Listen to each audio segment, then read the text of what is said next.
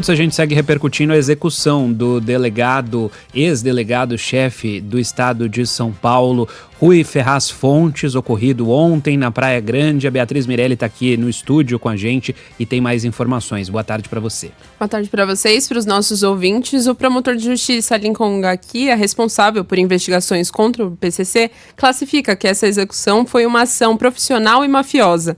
Em entrevista à Band News FM, o Lincoln Gakia disse que teve uma conversa com Rui Fontes em maio e o policial aposentado afirmava que se sentia abandonado à própria sorte. Isso porque, independente dos anos de atuação, os agentes não têm direito à escolta quando se aposentam, como explica o promotor.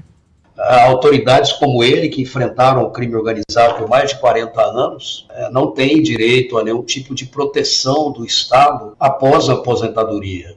O Rui está jurado de morte, assim como eu, há décadas. E não quer dizer que o fato dele ter se aposentado tenha diminuído o risco que ele corre. Inclusive a mim já foi dito por informantes e delatores, olha, nós temos todo o tempo do mundo para executá-lo, a ordem já foi dada. Um dia o senhor vai perder a escola. E esse dia vai chegar e o senhor vai ser morto.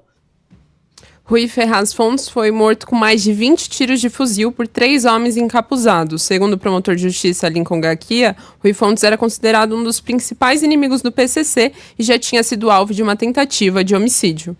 O Rui foi um dos responsáveis pela ida de toda a cúpula do PCC para a Penitenciária 2 de Venceslau em 2006. Essa ideia partiu do Rui e do Dr. Bittencourt, que era o diretor do DEIC à época. E esses presos foram reunidos numa penitenciária só. E eles não perdoaram o Rui por isso. Eles impõem um terror indiscriminado, não só na população, mas também naqueles que se envolvem nesse tipo de investigação. O ministro da Justiça, Ricardo Lewandowski, diz que o crime foi brutal e vai prestar todo o apoio necessário para o governo do Estado.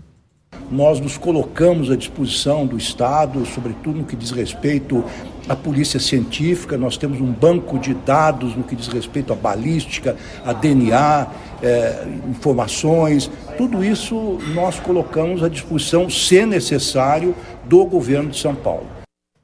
Quem acompanha a gente pela live pode ver o momento desse crime. As imagens mostram Rui Ferraz Fontes, que estava como secretário de administração da Praia Grande, no litoral paulista, teria notado que estava sendo perseguido e tentou fugir. Ao fazer uma curva em alta velocidade, o carro acabou virando e, na sequência, homens encapuzados descem de outro veículo e passam a atirar contra o automóvel da vítima. O secretário da Segurança Pública de São Paulo, Guilherme Derrite, afirma que já está em andamento o pedido de prisão temporária de um dos envolvidos no assassinato. Esse indivíduo já tem antecedentes por roubo e tráfico de drogas. O governo do estado montou uma força-tarefa para investigar a execução do ex-delegado-geral de São Paulo, mas até o momento ninguém foi preso.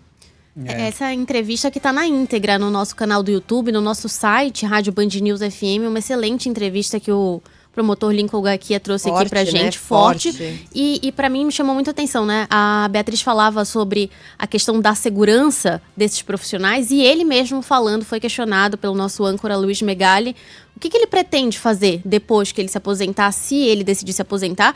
Ele falou que para ele a única solução é pedir um asilo político em outro país, porque aqui no Brasil, nesse momento, ele não tem direito à proteção. Entre outras pessoas que atuam no combate ao crime organizado, o grau de desamparo a essas pessoas, né?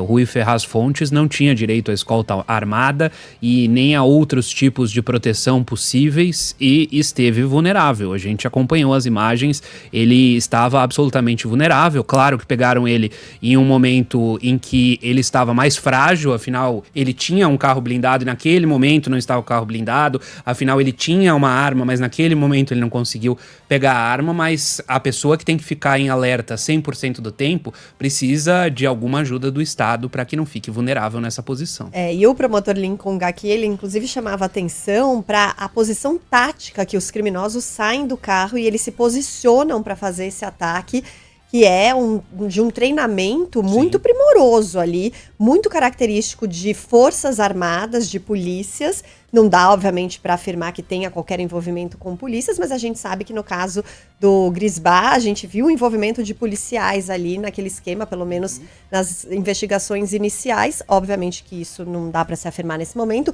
até porque o próprio promotor falou que esses grupos criminosos, eles têm treinamento muito semelhante aos dos policiais também. Então, hoje em dia, por isso que ele fala que é uma organização criminosa muito parecida com as máfias, como a gente até acompanha na Itália, em outros locais, em que usam ações, assim, terroristas mesmo, para poder intimidar não só quem investiga, como também a sociedade, de uma forma geral. Não só o promotor Lincoln Gakia, como outras autoridades aqui do governo federal têm tratado dessa forma, né? Tem tratado o PCC como uma máfia, de fato.